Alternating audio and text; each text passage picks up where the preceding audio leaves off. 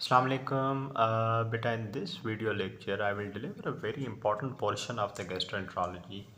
That is the hepatology actually. Hepatobiliary is a really interesting and really important part of your gastroenterology. So remember, beta, when you are doing GIT, you can never forget hepatology because liver के अंदर बहुत सारी ऐसी चीज़ें हैं जो कि ना सिर्फ एग्ज़ाम पर्पज़ के लिए बट क्लिनिकल आस्पेक्ट से भी बहुत इंपॉर्टेंट होती हैं. So we are starting with the hepatology now and in hepatology बहुत सारी चीज़ें डिस्कस करेंगे जिसमें बेटा एक तो हम सिरोसिस डिस्कस करेंगे, ठीक है, और सिरोसिस की सबसे बड़ी कॉम्प्लिकेशन पोर्टल हाइपरटेंशन उसको डिस्कस करेंगे, और पोर्टल हाइपरटेंशन की सबसे बड़ी कॉम्प्लिकेशन असाइटिस उसको डिस्कस करेंगे, ठीक है. जॉन्डिस पढ़ेंगे और हेपेटाइटिस का एक टॉपिक है उसको भी कवर करेंगे and maybe so many few more things maybe, but this is the chunk we have to cover, right. Starting with the cirrhosis of the liver by definition बेटा, cirrhosis is the fibrosis. It's a diffuse fibrosis inside the liver और उस fibrosis के बीच में nodules का बनना. So by definition what is cirrhosis? Cirrhosis is या diffuse hepatic fibrosis और बीच में नोड्यूल्स का बनना. And by the way cirrhosis is the most common cause of portal hypertension. अब इसके पीछे क्या साइंस है थोड़ा सा समझना पड़ेगा. So for that I need a page.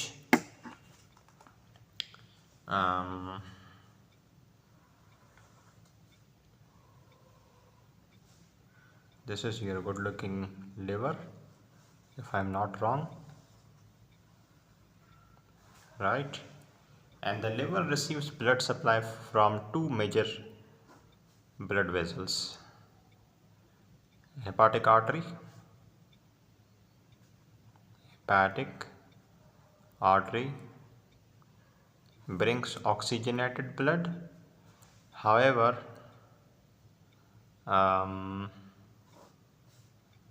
the portal vein, this is the portal vein, right? It brings deoxygenated blood. Portal vein brings deoxygenated blood, लेकिन इसका वॉल्यूम कम होता है, सिर्फ 20% ब्लड लेकर आती है, जबकि पोर्टल वेन बहुत बड़ा वॉल्यूम होता है 80%. ठीक है जी. पोर्टल वेन कैसे बनती है? नेक ऑफ पेंक्रियास के पीछे दो वेंस के मिलने से. कौन सी दो वेंस के मिलने से जनाब? एक होती है नीचे से आती है सुपीरियर मेसेंट्रिक वेन और दूसरा splenic when coming from spleen obviously. This is your good looking spleen. This is your spleen. This is the splenic vein.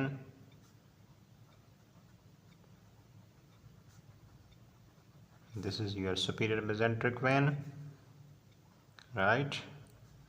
And here you can see the result. Splenic vein together with the superior mesenteric vein forms this nice little baby called portal vein, right? These two together form this portal vein. Okay, clear? Right. So now you are clear with the blood supply of the liver. Now when it comes to venous drainage, तो actually वो होती हैं hepatic veins. Hepatic veins जो कि liver के venous drainage को लेकर जाती हैं और ये ड्रेन होती हैं inferior vena cava में, और inferior vena cava ड्रेन होता है राइट एट्रियम में. ठीक है जी. ये सिस्टम आपको पता है ऑब्वियसली, ये बहुत ही बेसिक है and I hope you have idea about this. Now what happens is बेटा, I have to take you to inside of the liver. So you will see that I have to zoom it out a little bit, right? So if I take this small portion of the liver out on a big screen.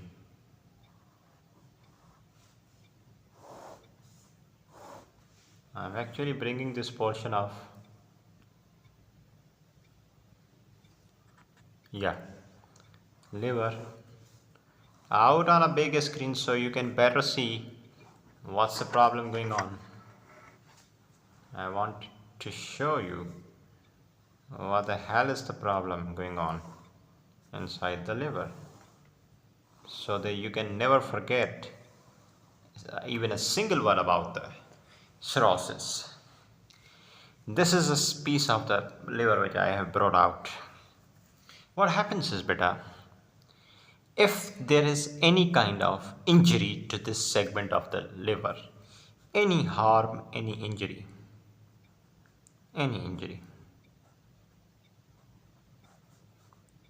this injury can be anything. I'll be talking about this.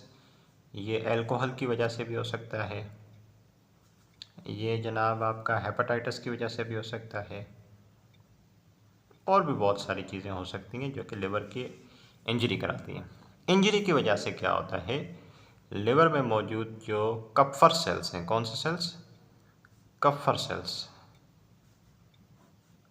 कप्फर sales क्या करते हैं, ये release करते हैं cytokines. क्या release करते हैं जनाब? साइटोकाइंस। और ये साइटोकाइंस क्या करते हैं, एक स्पेशल तरह के सेल्स को दूसरी तरह के सेल्स में कन्वर्ट करते हैं। ठीक है जी, ये रहा या एस्टिलेट सेल्स ऑफ, कभी कभी हम भी भूल जाते हैं, एस्टिलेट सेल्स ऑफ डिसी, इनको कन्वर्ट करता है मायोफाइब्रोब्लास्टिक सेल्स में, मायोफाइब्रोब्लास्ट्स, राइट। अब ये मायोफाइब्रोब्लास्ट क्या करते हैं, they produce lots of collagen and pro inflammatory cytokines. अब आप अंदाज़ा लगाओ इस इंजरी की वजह से क्या होगा, इतना बड़ा प्रॉब्लम क्रिएट हो गया। अगर मुसलसल इंजरी होती रहेगी, मुसलसल alcohol consumption, chronic hepatitis, you will and up with this big problem. Collagen के बहुत रेशे बनेंगे, बहुत फाइबर्स बनेंगे, और बहुत एक इन्फ्लेमेशन की स्टेट क्रिएट हो जाएगी लिवर में। अब ये कोलेजन क्या करेगा, मैं बताता हूँ। ये कोलेजन इस तरीके से मेशवर्क बना लेगा लिवर में। ये कोलेजन इस तरीके से, कोलेजन के फाइबर्स क्या कर रहे हैं, लिवर के अंदर एक मेशवर्क क्रिएट कर रहे हैं। ये इसको फाइब्रोसिस कहते हैं, इसको स्कारिंग कहते हैं। ये स्कारिंग फाइब्रोसिस किसकी वजह से हो रही है, ये हो रही है कोलेजन की वजह से, जो एक्सेसिव प्रोड्यूस हुआ है। और आप देख रहे हो इन एक्सेसिव कोलेजन फाइब्रोसिस डिपोजिशन के बीच में कुछ नोडुलर एरियाज़ हैं। ये नोडुलर एरियाज़ वो हैं जो बच गए हैं, डीजनरेट हो रहे हैं, रीजनरेट हो रहे हैं, टूट रहे हैं, बन रहे हैं, टूट रहे हैं, बन रहे हैं। कुछ हद तक डेफिनेशन सेटिस्फाई हुई, नहीं हुई? अब आ जाओ इधर, diffuse hepatic fibrosis and nodule formation. Diffuse hepatic fibrosis and nodule formation, right, okay. This was the pathophysiology. Liver की इंजरी हुई थी जिसकी वजह से कप्फर सेल ने साइटोकाइंस रिलीज किए। Cytokines are converting the stellate cells of Disse into myofibroblasts, and myofibroblast produce lots of collagen and the pro-inflammatory cytokines which actually produce the damage. Clear? चल, अब मुझे एक बात बताओ, with this state liver is completely damaged, and if the liver is damaged, what will happen? Do you think this 80% of the blood flow which is coming through this portal vein, the liver will receive this blood despite of fact that it is badly damaged? Not. So blood will stay in the portal vein, the liver is not going to receive the blood. So जब portal vein के अंदर blood रुकेगा तो क्या हो जाएगा, portal hypertension. No explanation can be better than this. You are now finally up with portal hypertension. So अब ये कहना सही रहेगा कि cirrhosis is the most common cause of portal hypertension? बेहतर चलें जी. Diffuse hepatic fibrosis and nodule formation is the most common cause of portal hypertension and you are clear with the pathophysiology. जो नोडुल्स दिखाए थे अगर वो स्मॉल हैं 1 millimetre के हैं तो उसको माइक्रो नोडुलर सिरोसिस कहते हैं. अगर नोडुल्स बड़े हैं तो उसको मैक्रो नोडुलर सिरोसिस कहते हैं. Micro nodular cirrhosis alcoholic cirrhosis के केस में देखने को मिलती है. अगर ये जो नोडुल्स हैं ये 1 मिलीमीटर से छोटे हैं, जो जाहिर सी बात है इसको हम क्या कहेंगे, माइक्रो नोडुलर सिरोसिस. ठीक है, और जो कि अल्कोहलिक सिरोसिस के केस में देखने को मिलती है, यानी कि इंजरी किसने करवाई, अल्कोहल ने करवाई. ठीक है बच्चों, इस तरीके से अगर आपका पेशेंट सिरोटिक है प्रेजेंट कैसे करेगा, let's talk about it. Early on मेरा patient is asymptomatic but later let me tell you what happens with this condition beta.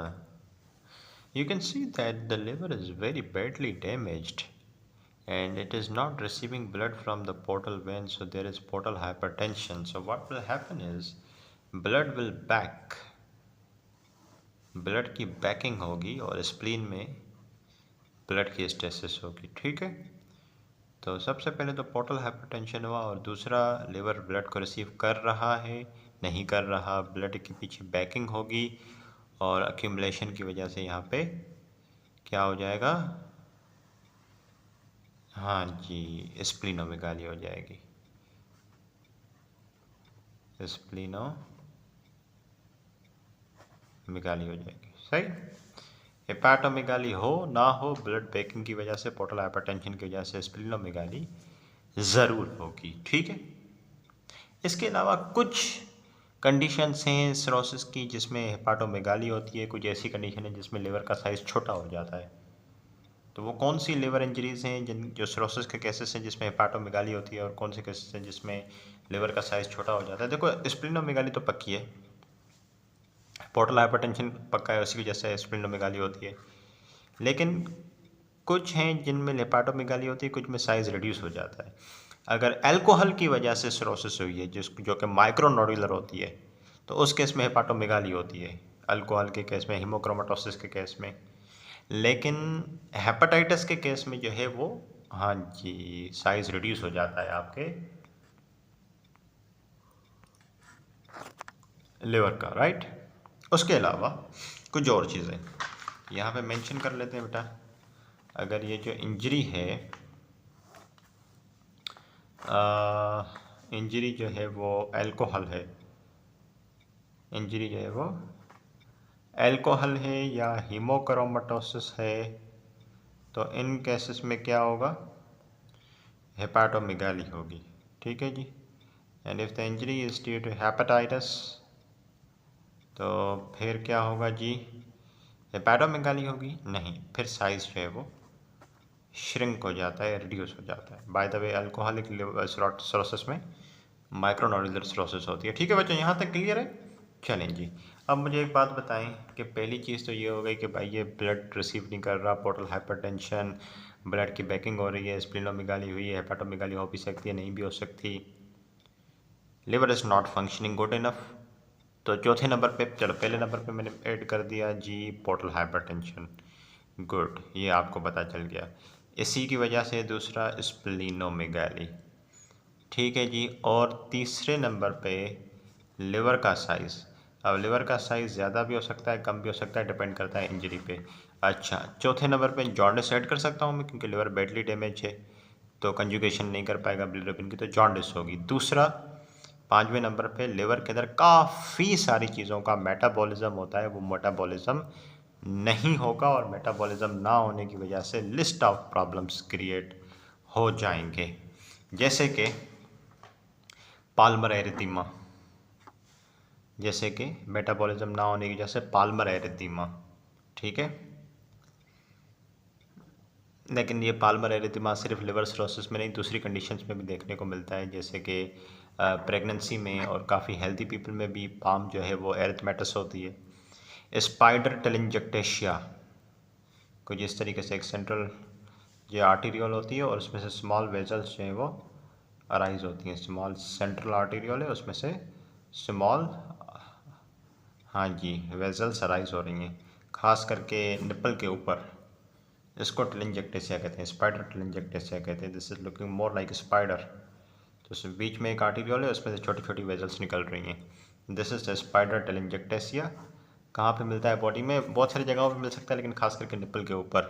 लेकिन इसकी भी वही बात है कि ये प्रेगनेंसी में देखने को मिलता है, हेल्दी पीपल में भी देखने को मिलता है, ठीक है। पिगमेंटेशन स्किन पे देखने को मिल सकती है। ये कुछ बातें हैं जो कि आपने याद रखनी है। उसके अलावा बेटा काफ़ी सारे हार्मोन्स हैं जो कि लिवर में मेटाबोलाइज होते हैं, वो नहीं हो पाएंगे, जिसकी वजह से क्या होगा, एंडोक्राइन चेंजेस खास करके मेल के अंदर या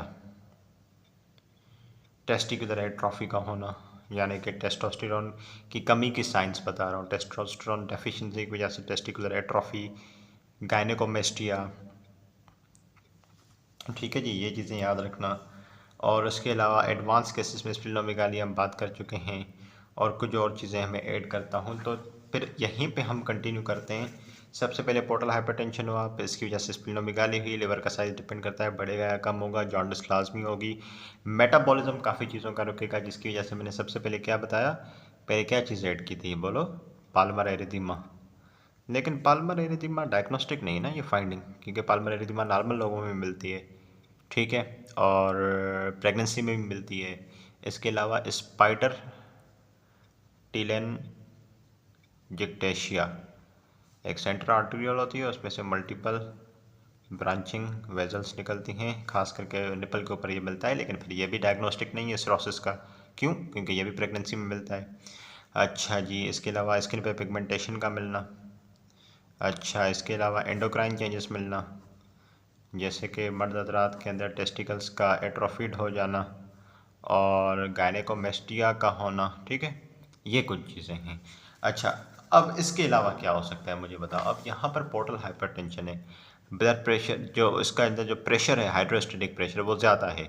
अब हाइड्रोस्टेटिक प्रेशर यहाँ पर ज़्यादा है, यहाँ पर तो ज़्यादा नहीं है ना। तो यहाँ से जो फ्लूइड है ब्लड का, वो निकल के पेरिटोनियल कैविटी में आएगा।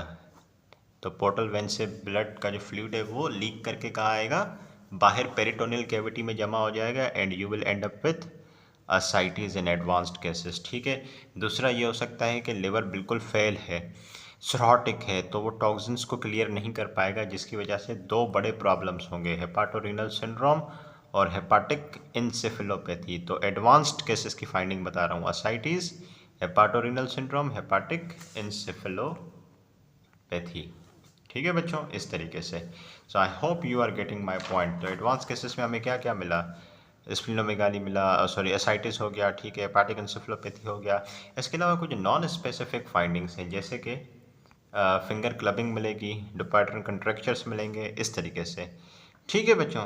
And finally you can and up with the chronic liver disease, ठीक है, अगर डिकम्पनसेशन में चला जाए तो। सो यहाँ तक भी बहुत है बच्चों। अगर आप इस पेज को पूरा अगर एक काइंड ऑफ तावीज़ बना लेते हो, तो फिर आपका ये सिरोसिस का मसला हल हो जाएगा। क्विकली यहीं से रिकैप कर लेते हैं पूरे को, कि लिवर की अगर बेटा इंजरी होती है किसी भी वजह से, अल्कोहल की वजह से, हेपेटाइटिस की वजह से, या किसी भी वजह से, तो कप्फर सेल्स जो होते हैं आपके इंटेस्टाइन के अंदर, they start producing cytokine. Cytokine actually convert the state cells in the space of Disse into the myofibroblast, जो कि बहुत सारा कोलेजन और प्रो इन्फ्लेमेटरी साइटोकाइंस प्रोड्यूस करते हैं, जिसकी वजह से स्टेट ऑफ इन्फ्लेमेशन स्टार्ट हो जाती है, और कोलेजन जो है वो इस तरीके से अपना मेशवर्क बनाता है, और इसके बीच में नोडुल्स बच जाते हैं नॉर्मल लिवर पेरेन्काइमा के, जो कि डीजनरेटिंग रीजनरेटिंग होते हैं, ठीक है जी। माइक्रोनोडुलर भी हो सकते हैं, मैक्रोनोडुलर भी हो सकते हैं। माइक्रोनोडुलर किस में मिलते हैं? अल्कोहल की वजह से होने वाली सिरोसिस में, ठीक है जी। फिर इसके बाद मैंने आपको क्या बताया, हाँ जी, फिर मैं इसी पे आया था बेटा कि प्रेजेंटेशन क्या होगी। अब ये लिवर फेल है, काम नहीं कर रहा, सिरोटिक है, ब्लड को रिसीव नहीं करेगा, पोर्टल हाइपरटेंशन होगा, ठीक है। इसकी वजह से बैकिंग होगी, स्प्लीनोमेगाली होगी। लिवर का साइज़ बड़ा होगा नहीं होगा, डिपेंड करता है कॉज पे। अल्कोहलिक में और हीमोक्रोमेटोसिस में हेपाटोमेगाली होती है, हेपेटाइटिस के केस में हेपाटोमेगाली नहीं होती, लिवर उल्टा श्रिंक होता है। इसके अलावा कुछ मेटाबॉलिज्म ना होने की वजह से प्रॉब्लम्स क्रिएट होंगी, जैसे कि पाल्मर एरिथेमा का होना, स्पाइडर टेलेंजेक्टियासिस का होना, उसके अलावा एंडोक्राइन एबनॉर्मैलिटीज, टेस्टिकुलर एट्रोफी, गायनेकोमेस्टिया का होना, और कुछ एडवांस्ड स्टेज की प्रॉब्लम्स बताओ, जैसे कि फ्लूइड का यहाँ से लीक करना, ascites होना, हेपाटोरिनल सिंड्रोम होना, हेपाटिक इंसेफेलोपैथी होना, ये कुछ एडवांस्ड डिजीज़ के साइंस हैं बेटा, ठीक है। In the end you may end up with the chronic liver disease, that is end stage disease। और भी बाकी जो छोटे मोटे काम है लिवर के, जो कि एक्चुअली बड़े काम में, प्रोटीन्स को बनाना, तो प्रोटीन लिवर कहाँ से बना पाएगा इस हालत में, हाइपोएल्बुमिनिमिया हो जाएगी। लिवर का काम है क्लॉटिंग फैक्टर्स को बनाना, विटामिन के को, तो क्लॉटिंग फैक्टर्स बनेंगे नहीं, तो ब्लीडिंग के इश्यूज़ होंगे। तो आपको ये लिस्ट लाजमी याद होनी चाहिए, और इस लिस्ट के साथ साथ आपको ये एडवांस स्टेजेस पे क्या होगा ये भी पता होना चाहिए, और जो छोटे मोटे प्रॉब्लम्स हैं लिवर के ख़राब होने की वजह से, प्रोटीन्स का ना बनना, क्लॉटिंग फैक्टर्स का ना बनना, ये सारी चीज़ें भी जहन में होनी चाहिए हैं। अच्छा जी, लिवर इंजरी किस वजह से हो रही थी, वो ट्रिगर्स मैंने पीछे बताए थे, और ये मज़ीद यहाँ पे लिखे भी हुए हैं। एल्कोहल एक बड़ा ट्रिगर है, एक बड़ा इंजरी कराने वाला यह कल्प्रिट है। इसके अलावा hepatitis B, hepatitis C, they are most common world wide. Alcohol waste के अंदर बहुत कॉमन है, वर्ल्ड वाइड हेपेटाइटिस कॉमन है, ठीक है। कुछ इम्यून मीडिएटेड इंजरीज होती हैं, कुछ जेनेटिक इंजरीज होती हैं, कुछ बिलियरी कॉजेज हो सकती हैं। बहरहाल we have to give some injury to the liver, अब वो किसी भी तरह से। तो वेस्ट के अंदर एल्कोहल सबसे कॉमन कॉज है, ओवरऑल वर्ल्ड के अंदर देखें तो हेपेटाइटिस सबसे कॉमन है। इसके अलावा इम्यून मीडिएटेड कॉजेज जिसकी वजह से लिवर की इंजरी हो सकती है, auto immune liver disease, primary sclerosis cholangitis, genetic causes haemochromatosis, Wilson disease, alpha 1 antitrypsin deficiency, ये तो आपको याद होंगे बच्चा। Biliary causes, primary biliary cholangitis, secondary biliary cholangitis. So this is the list of the causes which actually give some harm to the liver. And once there is some harm to the liver, and you know what happens, what is the pathogenesis. So थोड़ा सा recap करवाओ मेरे साथ। Causes waste के अंदर सबसे common क्या है, एल्कोहल। वर्ल्ड वाइड क्या कॉमन है, हेपेटाइटिस। इम्यून में क्या आता है, विल्सन डिजीज आता है, अल्फा 1 एंटीट्रिप्सिन आता है, हीमोक्रोमेटोसिस आता है, ठीक है। जेनेटिक में ये तीनों जेनेटिक में आते हैं ना, alpha 1 antitrypsin deficiency, Wilson disease और हीमोक्रोमेटोसिस। अच्छा, इम्यून में क्या आता है, ऑटो इम्यून हेपेटाइटिस, ठीक है, और प्राइमरी स्क्लेरोसिस कोलिंजाइटिस। तो ये भी चीज़ें अगर आपको याद रह जाए तो बेटा दिस इज़ गुड इनफ।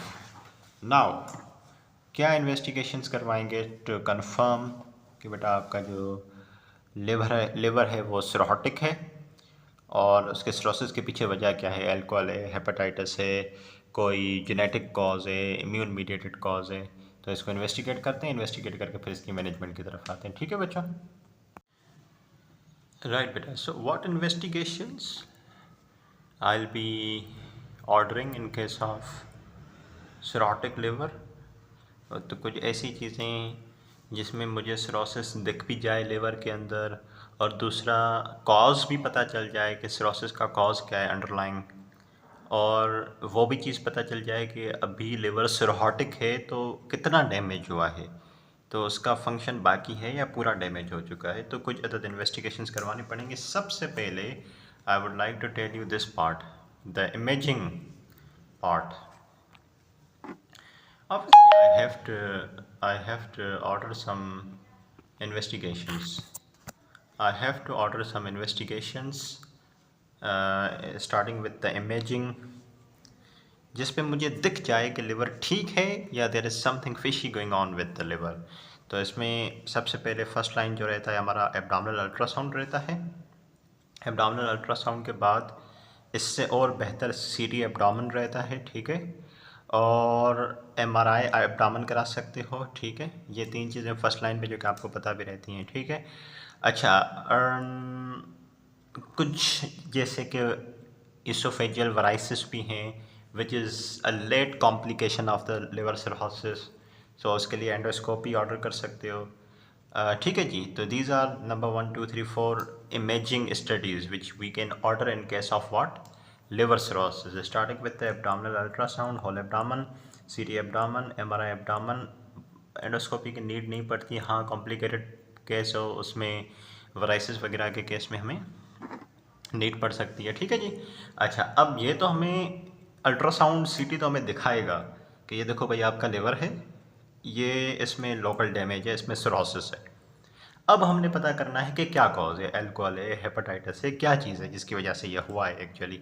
तो 4-5 जो मोटे मोटे इसके इंपॉर्टेंट कॉजेज़ थे उनको रूल आउट करेंगे। जैसे कि अगर अल्कोहल है तो मरीज से पूछेंगे कि आपको अल्कोहल की हिस्ट्री तो नहीं, आप अल्कोहल वगैरह कंज्यूम तो नहीं करते हो। मोस्ट कॉमन कॉज क्या था वर्ल्ड वाइड लिवर सिरोसिस का? हेपेटाइटिस। तो वायरल मार्कर्स करवाओगे अगर हेपेटाइटिस बी का, हेपेटाइटिस सी का, ठीक है। और इसके अलावा एक और कॉज था सिरोसिस का, that is the auto immune hepatitis. तो उसके लिए ऑटो एंटीबॉडीज़ करा सकते हो, सही है। हीमोक्रोमेटोसिस एक कॉज था, विल्सन डिजीज़ एक कॉज था, अल्फा 1 एंटीट्रिप्सिन डेफिशिएंसी, ये तीनों जेनेटिक कॉजेज़ थे। तो हीमोक्रोमेटोसिस के लिए आयरन के लेवल करवाओगे, विल्सन डिजीज़ के लिए आप कॉपर के लेवल, सेरुलोप्लास्मिन के लेवल करवाओगे, और जी इसके अलावा अल्फा 1 एंटीट्रिप्सिन एंजाइम के लेवल्स करवाओगे। I hope I am taking you into the right direction, no problem at all, ठीक है जी। So this will show you there is something problematic with your liver and this will tell you what is the cause. अगर hepatitis B surface antigen मिल जाता है तो मतलब hepatitis से। ऑटो एंटीबॉडीज मिल सकती हैं, आयरन लेवल एलिवेटेड मिल सकता है, कॉपर मिल सकता है, उसके अलावा अल्फा 1 एंटीट्रिप्सिन डेफिशिएंसी मिल सकती है। अब दिख गया कि लिवर में सिरोसिस है, कॉज भी पता चल गया। अब हमने ये जानना है कि एक प्रॉब्लम तो चल रहा है, ठीक है, प्रॉब्लम इज़ ऑन, उसने डैमेज कितना क्रिएट किया है, क्या लिवर का सारा फंक्शन ख़त्म हो चुका है या कुछ फंक्शन अभी बाकी है। So for that I have liver function test, ठीक है जी। LFT पे 4 चीज़ें। अगर लिवर आपका डैमेज होगा, सिरोटिक लिवर होगा, तो उसमें जाहिर सी बात है उसके जो एंजाइम्स हैं और बिलिरुबिन है वो ऑब्वियसली एलिवेटेड होगा, क्योंकि अगर ये आपका, this is a good looking beautiful liver, अगर ये आपका सिरोटिक है तो सिरोटिक लिवर के अंदर ऑब्वियसली जो कंजुगेशन होती है बिलिरुबिन की वो नहीं हो पाएगी और बिलिरुबिन के लेवल्स एलिवेटेड होंगे, ठीक है। और बाकी इसके तीनों एंजाइम ALT, AST, ALP तीनों एलिवेटेड होंगे। सो bilirubin levels are elevated and all three enzymes ALT हो और उसके अलावा AST हो, ALP हो, all are elevated, ALT, ALP और AST, ठीक है। उसके अलावा LFT के अंदर serum albumin and PT, prothrombin time, इसके अलावा they are the best indicators for the liver function. If you want to see if your liver is functioning very good or not, you should be looking at the serum albumin and PT, क्योंकि albumin आपके liver से बनती है, prothrombin time clotting factors को represent करता है। अगर आपका लिवर ठीक होगा तो आपकी बॉडी में एल्ब्यूमिन पूरा होगा, अगर आपका लिवर ठीक होगा तो आपकी बॉडी के अंदर क्लॉटिंग फैक्टर्स सही से पूरे पूरे बनेंगे और आपका PT जो है नॉर्मल आएगा। अगर आपका PT बढ़ा हुआ है, सीरम एल्ब्यूमिन कम है, दैट मीन्स व्हाट, एल्ब्यूमिन नहीं बन रहा लिवर से, क्लॉटिंग फैक्टर्स नहीं बन रहे लिवर से, that means your liver is not functioning, ठीक है। अगर आपका एल्ब्यूमिन 28 ग्राम पर लीटर से कम हो चुका है और PT बढ़ चुका है, that is a poor prognosis, that is a poor prognostic thing, right. इसके अलावा to rule out if there is renal damage or not, तो क्रिएटिनिन करवाओगे। अगर क्रिएटिनिन काफ़ी एलिवेटेड है, 130 माइक्रोमोल है, ठीक है, so it's also representing indicating the worst prognosis. CBC में anaemia, leucopenia, thrombocytopenia, they also have some role.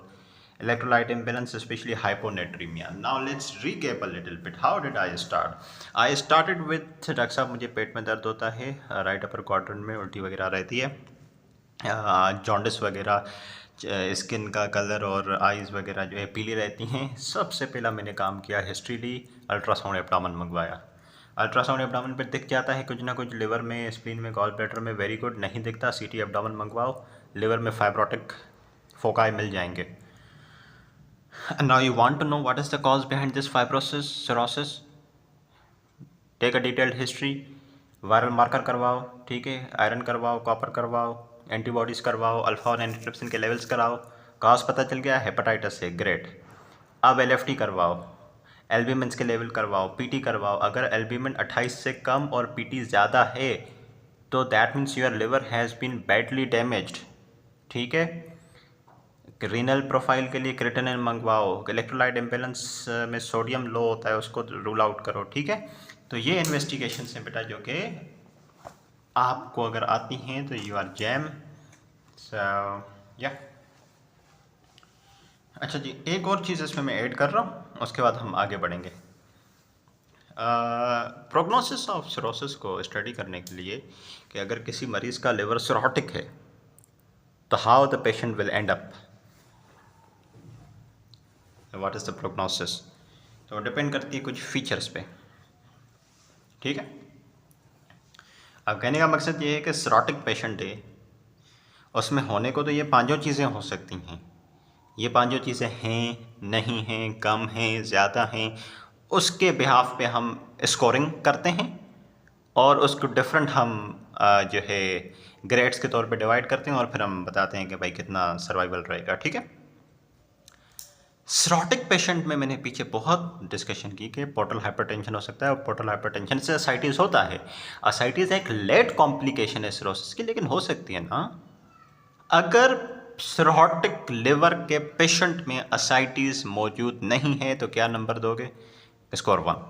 अगर असाइटिस है माइल्ड है तो स्कोर 2, और अगर बहुत ज़्यादा असाइटिस है तो स्कोर 3, ठीक है। फिर आ जाओ जी एनसेफलोपैथी पे। एनसेफलोपैथी नहीं है तो स्कोर 1, और अगर माइल्ड एनसेफलोपैथी है तो 2, अगर मार्क्ड एनसेफलोपैथी है तो स्कोर 3। तो आपने क्या दो चीज़ें देखी, एक तो असाइटिस देखी, एक एनसेफलोपैथी देखी, ठीक है। अब आ जाओ जी बिलीरुबिन के लेवल्स। लिवर ख़राब है तो बिलीरुबिन बढ़ा हुआ होगा, कितना? अगर 34 से कम है तो नंबर 1 दोगे, 34 से 50 के बीच में है तो नंबर 2 दोगे, अगर 50 से ज़्यादा हो तो स्कोर 3 दोगे। अगर ये नंबर्स, ये वैल्यूज याद नहीं भी रहती तो काम चल जाएगा, चलाया जा सकता है, ठीक है। एल्ब्यूमिन, ये बात तो मैंने पहले बताई थी कि चलो ये याद रख लो कि 28 से कम है तो this is severe, this is marked, this is very much problematic, score 3 रहेगा। 28 से 35 के बीच में है तो दिस इज़ स्कोर 2, एंड 35 से ज़्यादा है तो this is much better, score 1 रहेगा। पीटी 4 सेकंड, 5 सेकंड और 6 सेकंड। अगर 4 सेकंड है तो फिर तो बेहतर है, स्कोर 1 रहेगा। अगर पीटी काफ़ी बढ़ गया है, 6 सेकंड पे आ गया है तो फिर दिस इज़ प्रॉब्लमेटिक और उसको 3 नंबर दोगे, और 4 से 6 सेकंड के बीच में तो उसको 2 नंबर दोगे, ठीक है बच्चों। इस तरीके से अब मैं इसी का छोटा सा एक क्विज कर लेते हैं, आपके साथ रिकैप कर लेते हैं। सबसे पहले हमने क्या देखा, असाइटिस है या नहीं है। उसके बाद क्या देखा जी, एन्सेफेलोपैथी, ठीक है। फिर कहाँ पर गए थे, बिलीरुबिन के लेवल्स पे।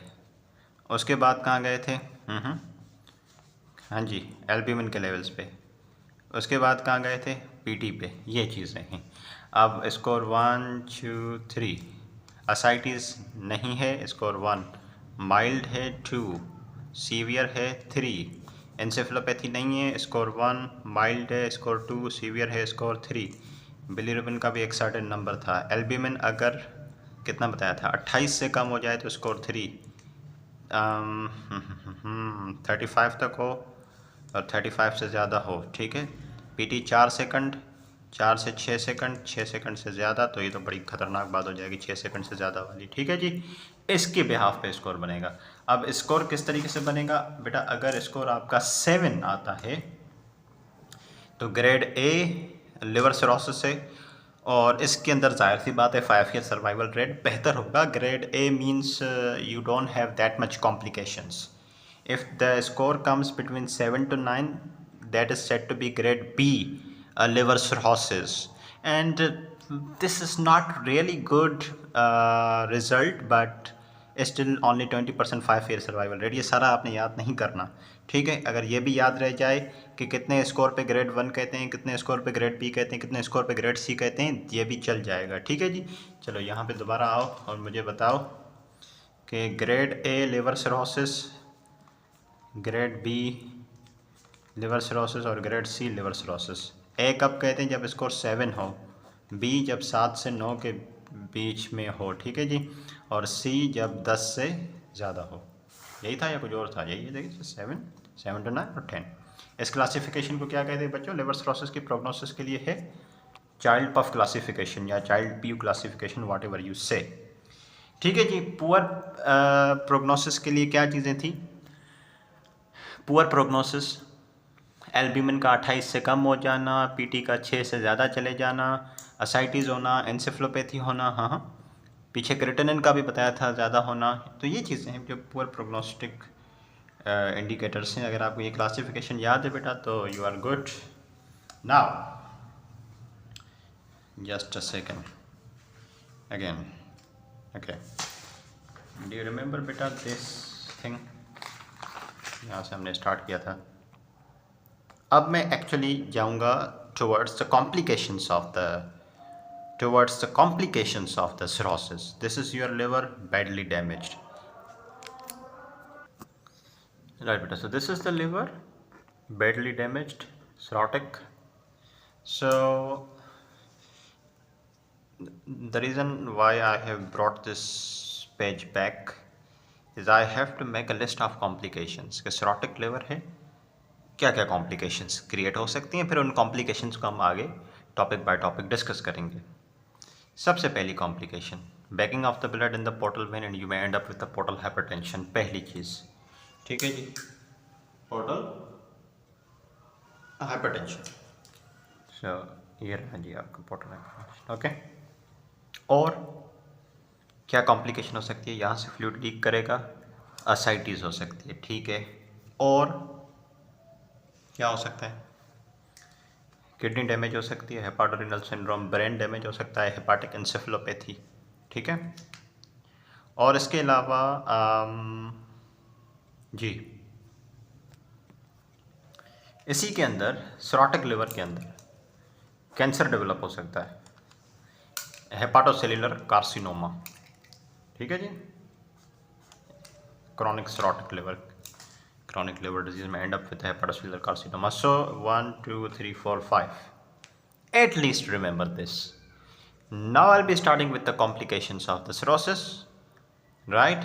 And starting with this particular complication, that is portal hypertension. And this is all about this lecture. I'll be continuing the complications from the very next lecture. Thank you so much for this so far. And if you have any question, beta, you can ask me anytime, anywhere. Class dismissed.